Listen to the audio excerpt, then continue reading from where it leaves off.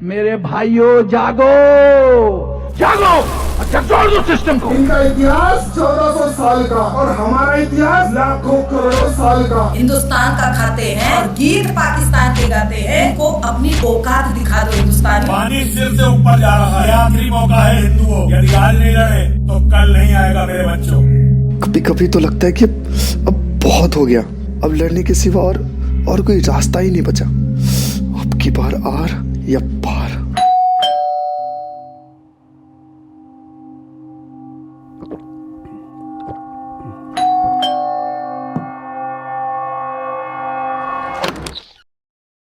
अबे तू है किधर? कब से तेरे को कॉल लगा रहा हूँ। ऑफिस चलना नहीं है क्या? लेट हो रहा है। अच्छा ठीक है, आ अंदर आ, चलते 5 मिनट में। आ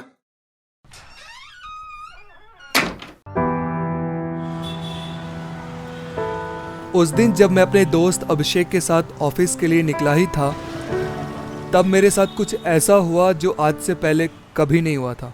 आइए समाज को बेहतर बनाने में हमारा सहयोग करें। आइए समाज को बेहतर बनाने में हमारा सहयोग करें। ये आवाज मेरे कानों से टकराई और मैं उसकी तरफ आकर्षित हुआ। बनाने में हमारा सहयोग करें। आओ मेरे भाई आओ, आओ समाज को बेहतर बनाने में हमारा सहयोग करें। और अपने दोस्त से बोला, चल जाके देखते कैसे ये लोग समाज की बुराइयों को खत्म करेंगे। अबे ये मुल्ले लोग अब समाज को सुधारेंगे जो साले खुद बुराइयों को जन्म देते। अबे चल इन सालों की वाट लगाते हैं, चल। हाँ भाई, क्या बेच रहे हो तुम लोग इधर? भाई हमारी संस्था की ओर से यहाँ पे स्टॉल लगा है जिसमें हम लोग लोगों में जागरूकता पैदा करते हैं ताकि लोग एक बेहतर इंसान बन सके।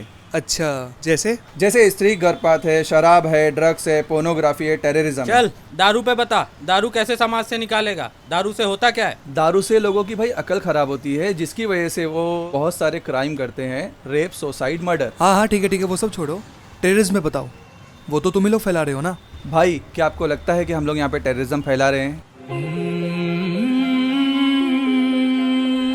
अरे यहाँ नहीं, मतलब पूरे देश भर में, दुनिया भर में, वहाँ तो तुम ही लोग फैला रहे हो ना। अच्छा भाई एक बात बताइए, जो हमारे देश में मॉब लिंचिंग चल रही है उसके बारे में आपका क्या कहना है? अरे भाई वो लोग बहुत कम हैं जो भगवान का नाम लेकर ऐसा काम कर रहे हैं, और उनसे ना तो कोई हमारा लेना देना है और ना ही भगवान का। बिल्कुल इसी तरीके से हमारा भी उन मुसलमानों से कोई लेना देना नहीं है जो धर्म के नाम पे मासूम लोगों का कत्ल करते हैं।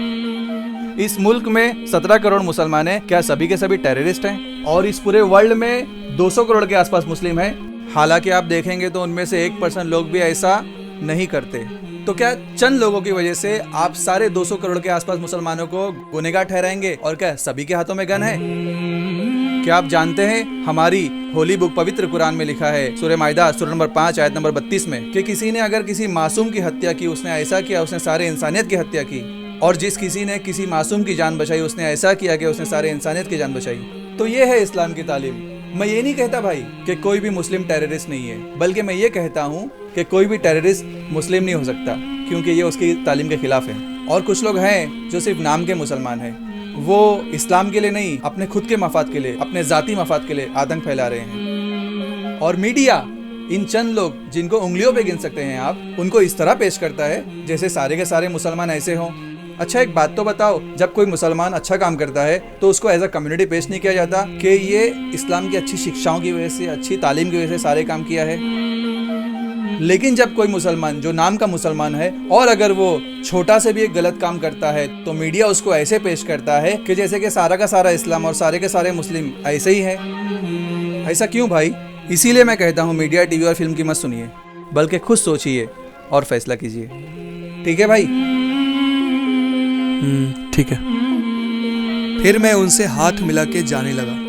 मुझे उनकी बात तो ठीक लगी, लेकिन कंफ्यूजन ये था कि दुनिया भर में अलग अलग आतंकी संगठन इतने सारे टेररिस्ट अटैक्स कर रहे हैं, तो क्या वो मुसलमान नहीं है? एक मिनट भाई,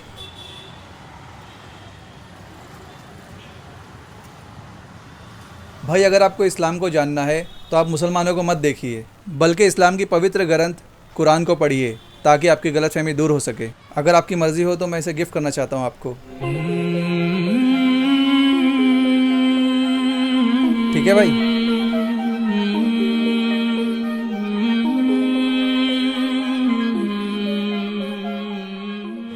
अबे तू पागल वागल हो गया है क्या? ये कुरान तूने क्यों ली?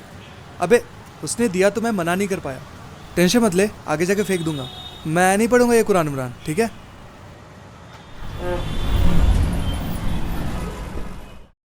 आज आर पार में हम बहुत बड़ा एक्सपोजे खुलासा करने वाले हैं। ये वो खुलासा है जिससे हर इस्लाम की कुरान और उनकी हदीसों को पढ़ो। जब तक तुम इसे पढ़ नहीं लोगे तुम्हारी समझ में आएगा ही नहीं कि तुम किस जलजले, किस बवाल में फंस चुके हो। अगर भाई अगर आपको इस्लाम को जानना है तो आप मुसलमानों को मत देखिए, बल्कि इस्लाम की पवित्र ग्रंथ कुरान को पढ़िए ताकि आपकी गलतफहमी दूर हो सके।